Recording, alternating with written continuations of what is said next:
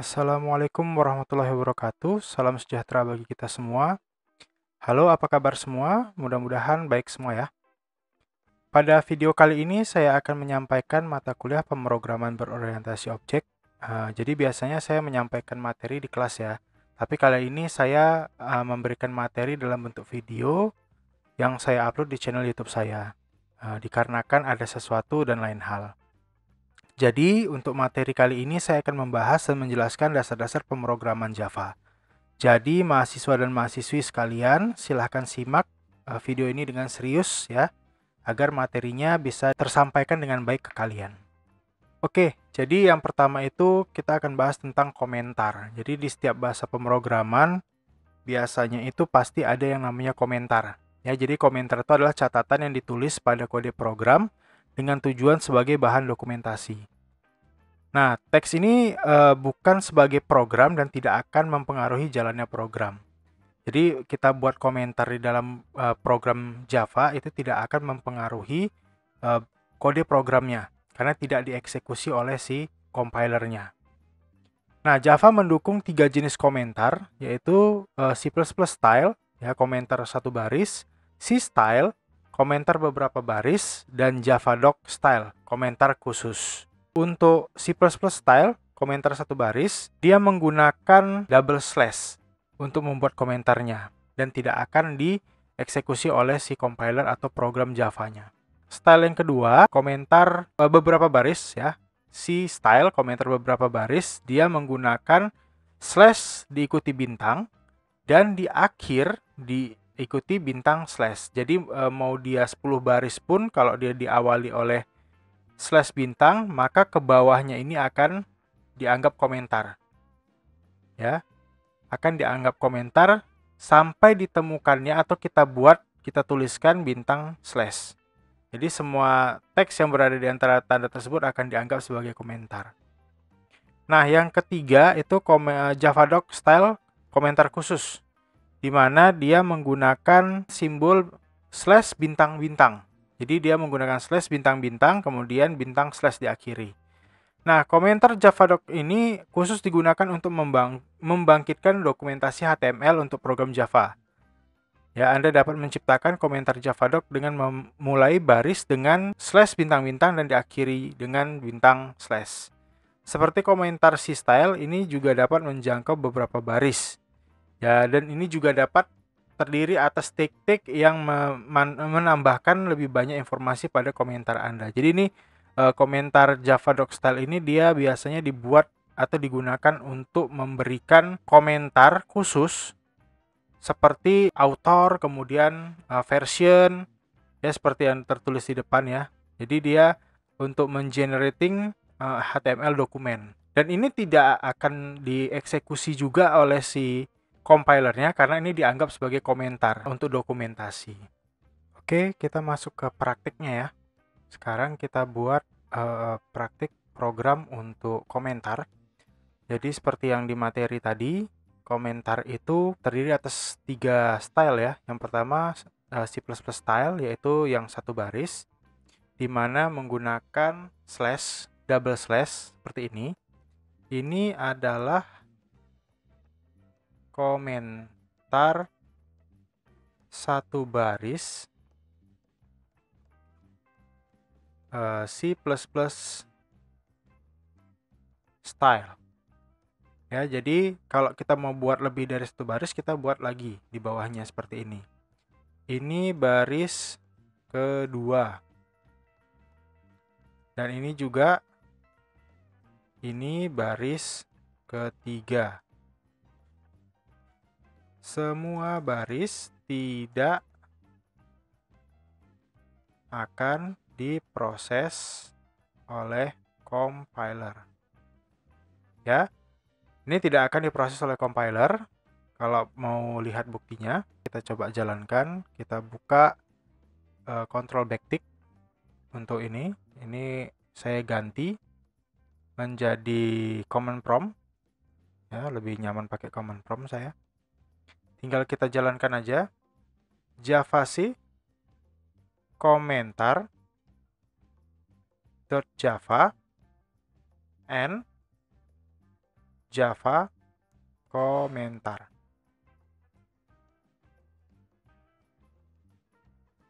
Ya, tidak akan menampilkan apapun. Kenapa? Karena ini komentar.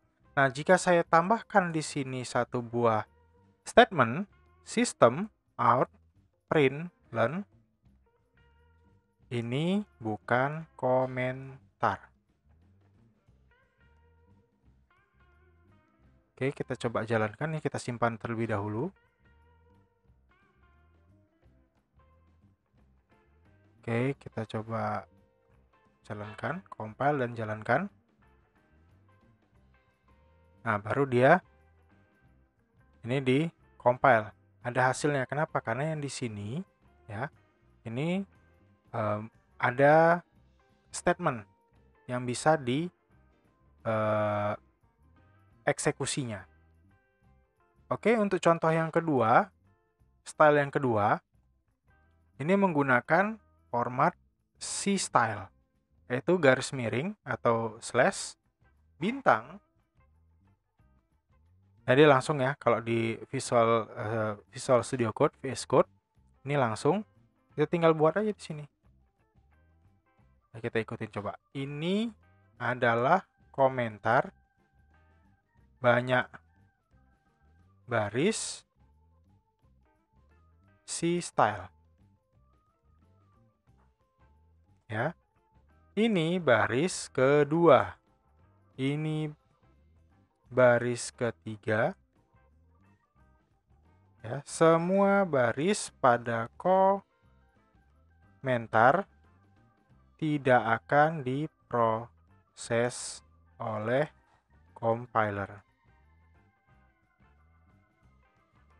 Nah, yang ketiga yaitu Javadoc ya, Javadoc style. Javadoc style itu dia seperti ini, garis miring atau slash bintang-bintang. Enter. Nah, di sini bisa kita buat isinya seperti author, bisa author. Autornya siapa? Misalkan autornya Aditya Perdana ST MPOM. Kemudian versionnya itu 0,01 misalkan, dan lain sebagainya.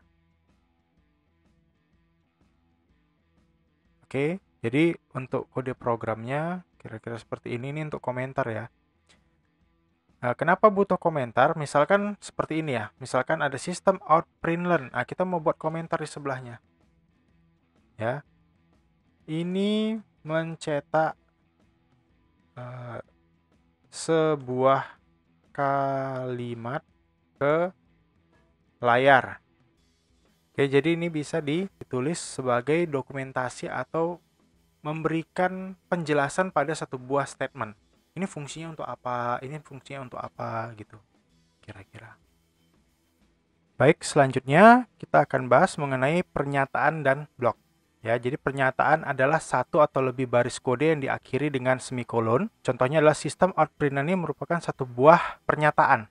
Ya, baris kode yang disebut dengan pernyataan atau statement. Nah, blok adalah satu atau lebih pernyataan yang terbentang di antara kurung kurawal buka dan kurung kurawal tutup. Atau yaitu sekumpulan pernyataan sebagai satu unit kesatuan. Blok pernyataan dapat dikumpulkan, akan tetapi tidak secara pasti mempunyai keterkaitan fungsi. Sebagai contoh, ini contoh dari pernyataan atau statement system out println. Halo. Ya, ini merupakan satu buah pernyataan. Oke, satu buah pernyataan atau satu buah statement. Yang di bawahnya juga satu buah statement. Jika digabung, ini merupakan dua buah statement. Nah, karena dia berada di dalam kurung kurawal buka dan kurung kurawal tutup, maka kode ini dinyatakan sebagai satu buah blok. Blok program. Pedoman penulisan program, ya, pada saat pembuatan blok, Anda dapat meletakkan kurung kurawal pada baris dengan pernyataan atau di bawah pernyataan. Contohnya seperti ini, kurung kurawalnya berada di satu baris atau di bawah. Nah, di sini ada fact sedikit. Dalam penulisan kode utama, main method, ada dua cara.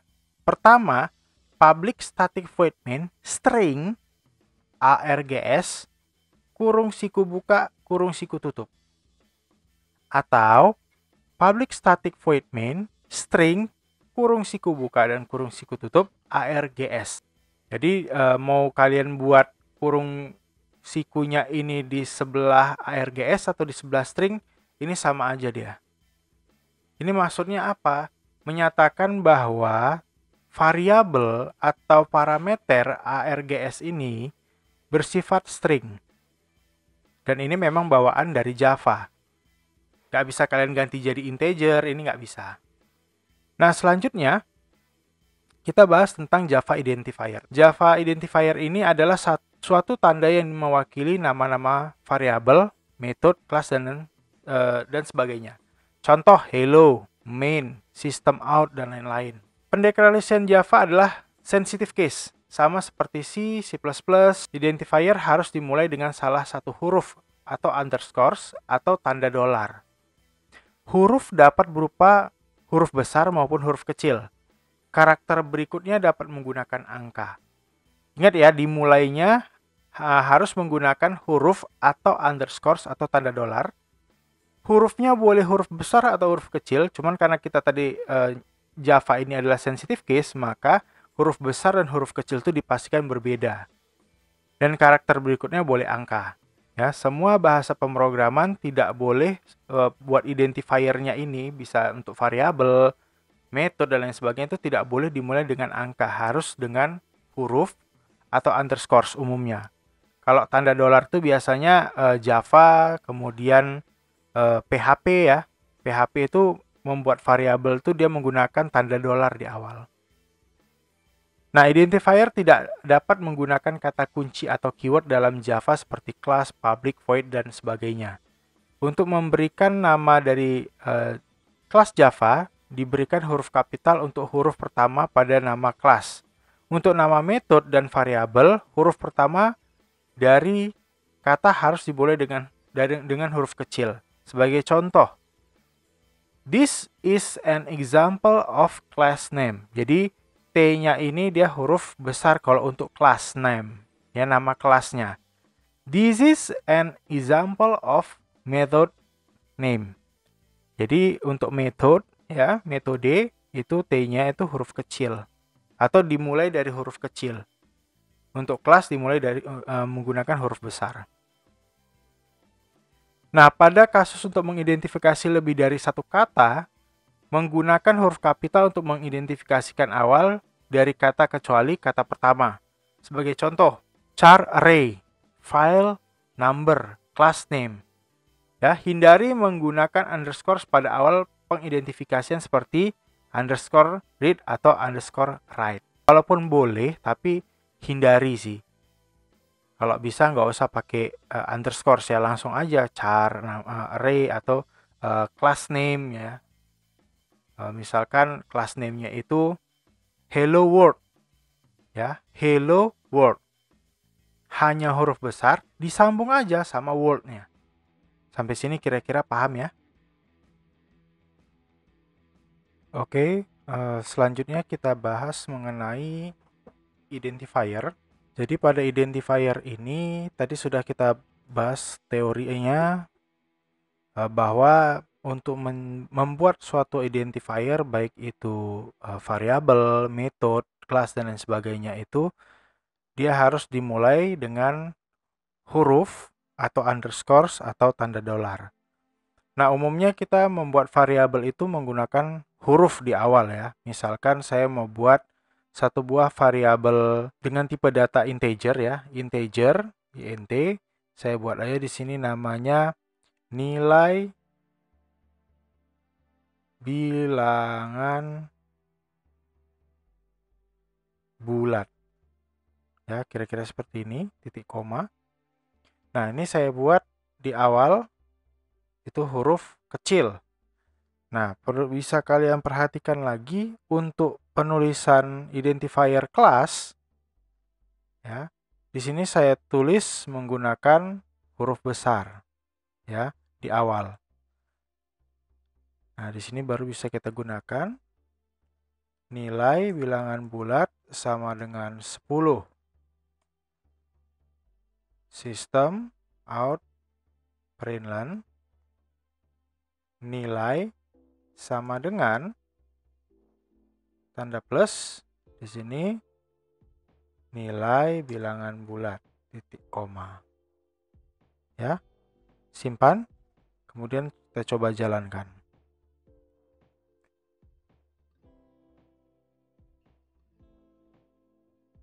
Oke, kita jalankan, Ctrl backtick. Di sini saya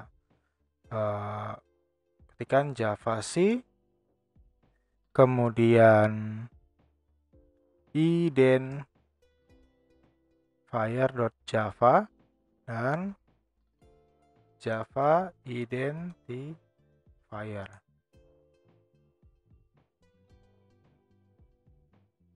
Oke, sudah paham ya bagaimana menuliskan variabel, kelas, ya.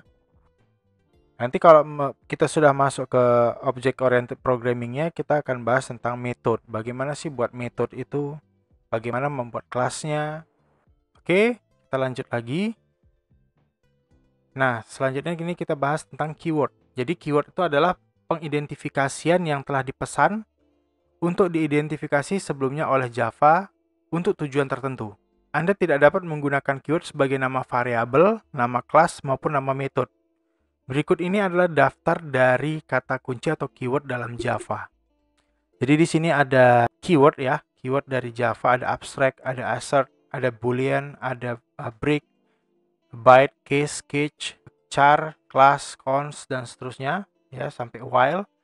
Ini tidak boleh digunakan sebagai nama variabel atau identifier. Di sini ada juga ada catatan kaki yang diberi bintang 1 itu ini tidak digunakan lagi, not used. Kemudian bintang 2 ditambahkan pada versi 1.2 ya. Yang bintang 3 pada 1.4 dan bintang 4-nya di versi 5. Nah, jadi sebagai catatan ya, true, false, dan null bukan termasuk kata kunci, akan tetapi mereka termasuk kata-kata khusus. Jadi kita tidak dapat menggunakan mereka sebagai nama variabel pada program yang kita buat. Oke, kita lanjut lagi. Materi yang selanjutnya adalah Java literal. Jadi literal itu adalah tanda bahwa tidak terjadi perubahan atau konstan. Macam-macam literals itu dalam Java ada integer literals, ada floating point literals, kemudian ada boolean literals, karakter literals, dan string literals. Literals integer dibedakan dalam beberapa format yang berbeda. Ada desimal berbasis 10, hexadesimal berbasis 16, dan oktal berbasis 8. Dalam penggunaan tipe data integer pada program, kita harus mengikuti aturan penggunaan beberapa notasi khusus. Untuk angka desimal, kita tidak memerlukan notasi khusus. Kita hanya memiliki angka desimal seperti apa adanya. Untuk angka hexadesimal, hal itu harus ditandai oleh 0x ya, atau 0x besar, atau oktal ditandai dengan tanda O. Sebagai contoh, mewakili angka 12, penulisan dalam bentuk desimalnya adalah 12. Sementara dalam heksadesimal menjadi OXC atau OXC besar ya. Dan dalam oktal kita nilai tersebut ekuivalen dengan 014. Default tipe data untuk integer literals adalah integer ya, int. int ditandai dengan ditampilkannya dalam 32 bit. Pada kasus-kasus tertentu ya, kita dapat berharap untuk memaksa integer literals untuk menjadi tipe data long dengan menambahkan karakter L atau L besar. Tipe data long ditandai oleh ditampilkannya data dalam 64 bit. Nah, selanjutnya adalah floating point ya. Literals mewakili bentuk desimal dengan bagian yang terpisah. Sebagai contoh adalah 3,1415. Ya, floating point literals dapat dinyatakan dalam notasi standar atau scientific. Sebagai contoh, 583,45 dinyatakan dengan notasi standar, sedangkan 5,8345E2 dinyatakan dalam notasi scientific. Default floating point literals mempunyai tipe data double yang dinyatakan dalam 64 bit. Nah, untuk menggunakan ketelitian, Yang lebih kecil atau 32 bit float hanya dengan menambahkan karakter F atau F besar. Nah, Boolean literals itu hanya memiliki dua nilai, yaitu true dan false saja. Selanjutnya ada karakter literals. Karakter literals diwakili oleh karakter single Unicode. Karakter Unicode adalah 16 bit karakter set yang menggantikan 8 bit ASCII karakter set. Unicode memungkinkan penggunaan simbol dan karakter khusus dari bahasa lain. Untuk menggunakan karakter literals, karakter tersebut dalam tanda single quote atau single quote delimiters. Sebagai contoh, huruf A diwakili sebagai petik 1 di atas ya. Ada A.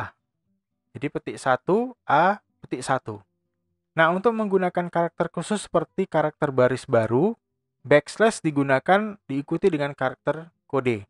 Sebagai contoh, backslash n untuk karakter baris baru atau ganti baris, backslash r untuk menyatakan nilai balik atau carriage return, backslash b untuk backspace. String literals mewakili beberapa karakter dan dinyatakan dalam tanda double quote ya atau double quotes.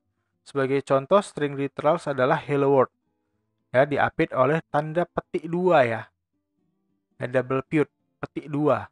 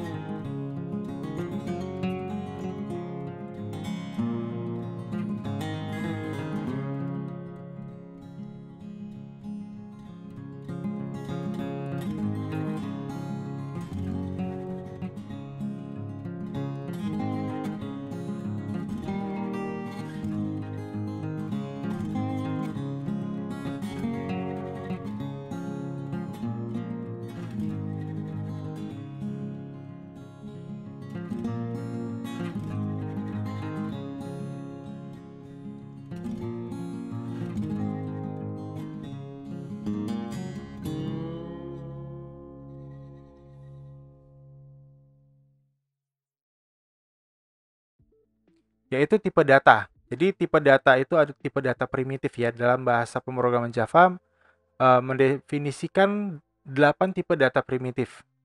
Di antaranya adalah boolean ya untuk bentuk logika, char untuk bentuk tekstual, byte, short, integer, long itu tipe data integer ya. Tipe data bilangan bulat, kemudian ada double dan float untuk bilangan pecahan atau floating point. Boolean atau logika, ya tipe data logika, diwakili oleh dua pernyataan, yaitu nilai true dan false. Sebagai contoh adalah Boolean result itu sama dengan true. Ya, kemudian contoh yang ditunjukkan di atas mendeklarasikan variabel yang dinamai result sebagai tipe data Boolean dan memberinya nilai true. Begitu juga untuk karakter, diwakili oleh karakter single Unicode. Tipe data ini harus memiliki nilai berada dalam single quotes ya. Single quotes sebagai contoh itu ada petik 1A petik 1. Petik 1 backslash T petik 1. Nah, untuk menampilkan karakter khusus seperti single quote atau double quotes menggunakan karakter escape ya atau slash. Nah, jadi sebagai contohnya itu saya mau menampilkan petik 1 ya. Jadi petik 1 backslash petik 1 petik 1. Jadi seperti itu dia. Ini petik 2. Nah, meskipun string bukan merupakan tipe data primitif, namun merupakan suatu kelas ya. String mewakili tipe data yang terdiri atas beberapa karakter. Mereka tidak termasuk tipe data primitif melainkan suatu kelas. Mereka memiliki literals yang terdapat di antara tanda double quote seperti contoh string message itu adalah hello world. Integer yaitu terdiri atas byte, short, integer, dan long. tipe data yang terintegrasi dalam Java menggunakan 3 bentuk, yaitu desimal, oktal, dan heksadesimal. Ya, 2 dinilai desimal 2, 077 angka 0 adalah awal pernyataan mengidentifikasikan nilai oktal, 0x ya, B ACC karakter 0x itu mengidentifikasikan nilai heksadesimal. Tipe-tipe terintegrasi memiliki default tipe data yaitu integer. Anda dapat merubahnya ke bentuk long dengan menambahkan huruf L kecil atau L besar. Nah, tipe data terintegrasi memiliki range sebagai berikut. Integer length, ya, itu panjangnya 8 bit untuk tipe data byte, 16 bit untuk short, 32 bit untuk integer, ya, 64 bit untuk long. Nah, range-nya itu dimulai dari ini, minus 2 pangkat 7 sampai 2 pangkat 7 kurang 1, minus 2 pangkat 15 sampai 2 pangkat 15 kurang 1, minus 2 pangkat 32 sampai 2 pangkat 31 kurang 1, selanjutnya minus 2 pangkat 63 sampai 2 pangkat 63 kurang 1. Oke, selanjutnya kita bahas tentang floating point, float dan double. Tipe floating point memiliki double sebagai default tipe datanya. Floating point literals terdiri atas salah satu decimal point atau salah satu dari pilihan berikut ini. A or A, ini untuk menambahkan exponential value. F itu untuk float, D untuk double. Contoh, ada 3,14, nilai floating point sederhana. Ini tipe datanya double. 6,02E23. Ini A, nilai floating point-nya yang besar. Tapi dia dalam bentuk exponential value. Kemudian ada 2,718F. Ini nilainya itu float dengan size sederhana. Nah, kemudian ada 123,4E plus 306D. Ini adalah nilai double yang besar dengan nilai redundan D. Nah, ini pada contoh ditunjukkan di atas. 23 setelah E ada pada contoh kedua bersifat positif. Contoh tersebut ekuivalen dengan 6,02E plus 23. Tipe data floating point memiliki range sebagai berikut ya. Yang untuk float itu 32 bit, sedangkan double itu 64 bit. Kira-kira sampai sini paham ya? Mungkin sampai sini aja pertemuan kali ini. Materi yang saya sampaikan ini dilanjutkan dengan tugas ya. Tugasnya adalah tugas rutin 4, merangkum. Nah, mungkin sampai sini aja video yang bisa saya sampaikan. Lebih dan kurang saya mohon maaf. Saya akhiri dengan wabillahi taufiq wal hidayah. Assalamualaikum warahmatullahi wabarakatuh. Salam sejahtera bagi kita semua.